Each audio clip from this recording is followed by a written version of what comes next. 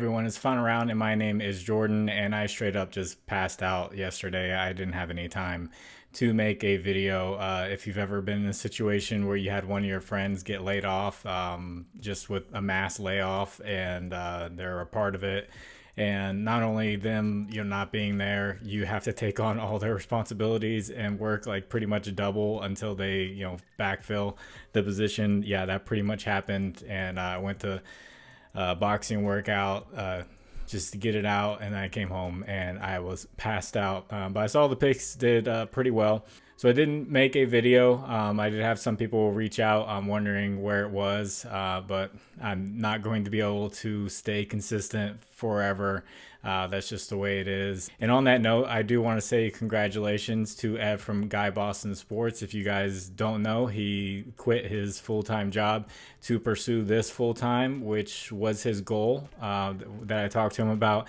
I actually texted him on Saturday and I was like, hey man, you're doing great. I'm really impressed. Hopefully you can quit your job soon if you haven't already. And he was like, dude, I just put in my notice yesterday. So shout out to him. Can't wait to see where his channel is going to go, and he deserves to have his channel just keep growing to infinite and beyond. But me, I will not be quitting my full-time job. It pays pretty well, so I'm going to stay with my full-time job and keep the roof over my head. But let's get into the slate. It's kind of a medium-sized slate, not too big.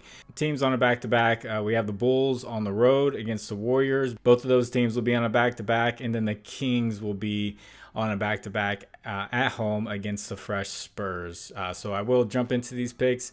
You'll see images that'll be on the screen. Those will be from a data app called Outlier. There'll be a link in the description that'll give you a 7-day free trial for Outlier. So there are some lines out. I'm going to give the lines that I like, and then I'm going to give some matchups that I like. And like I did last time, keep an eye out for the pinned comment.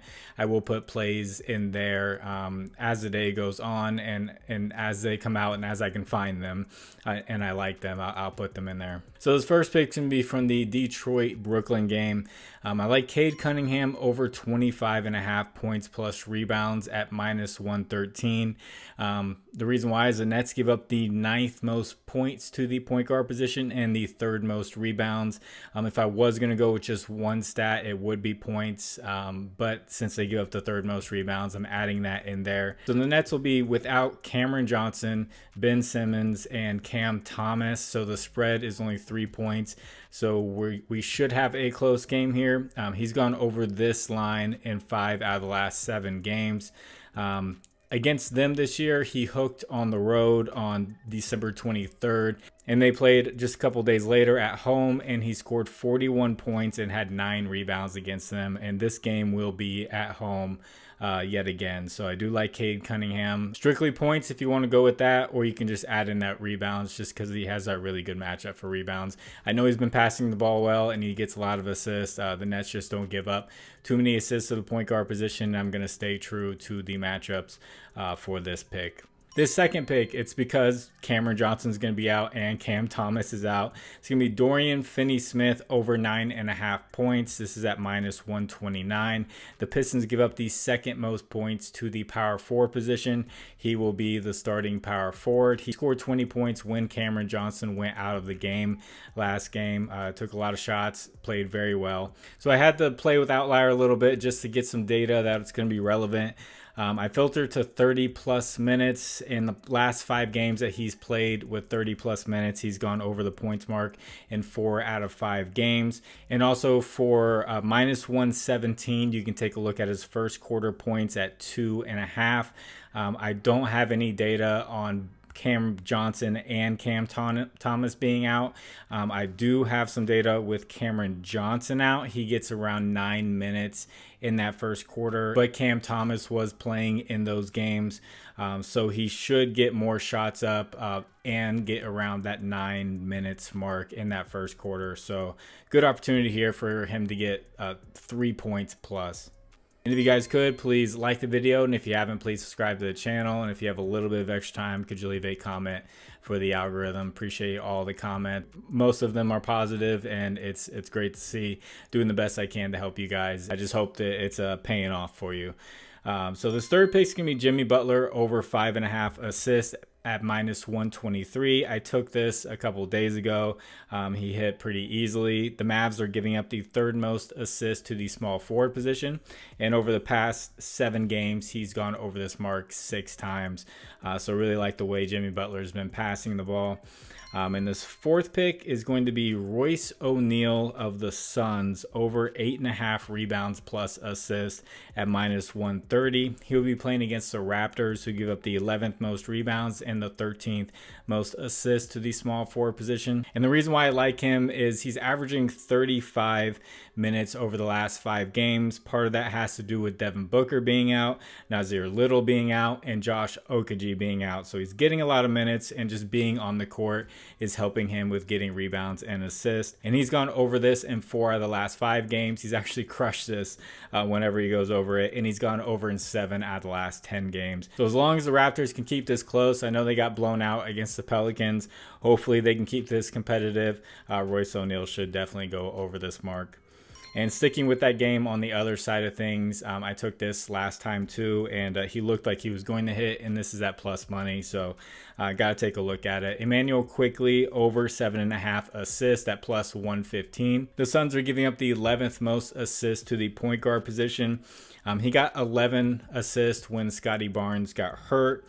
Then he got 11 assists the first game without Scottie Barnes, and then he got blown out by the Pelicans. He was at 7 assists. Probably definitely would have gone over this if it wasn't a blowout and he got to play a little bit more. So this is at plus money, plus 115. That means there's a chance this gets bumped down. If it does get bumped down to 6.5, I think that'd be great. But with the plus money at 7.5, I don't know if I would take this on something like Prizepicks, just because it is a plus money play. But if you're on a sports book, I think this is a good bet to take just for that plus 115. And also a parlay piece, if you do want to add it to a parlay, it'd be on something like Sleeper or ChalkBoard or a sports book. Over 1.5 assists for the first quarter is at minus 160, and he's gone over this in the last 4 games. So that's kind of like a blowout protection type of play.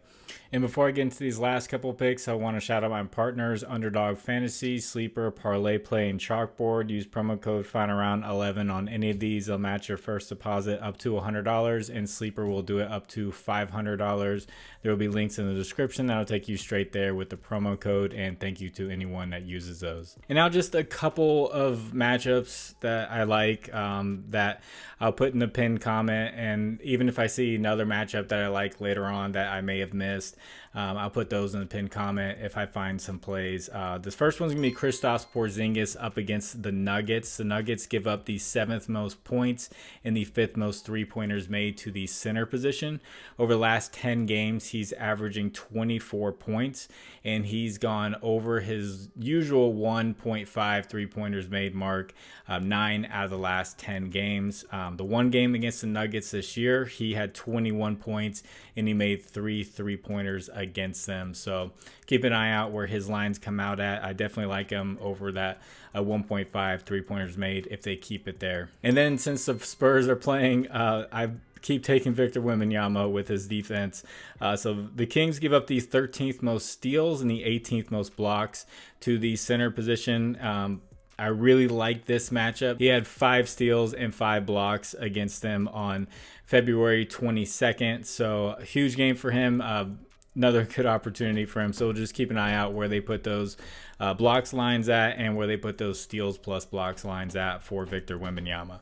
So if you'd like to discuss lines further, I have a Discord. The link is in the description. You can hop on in there. It's free.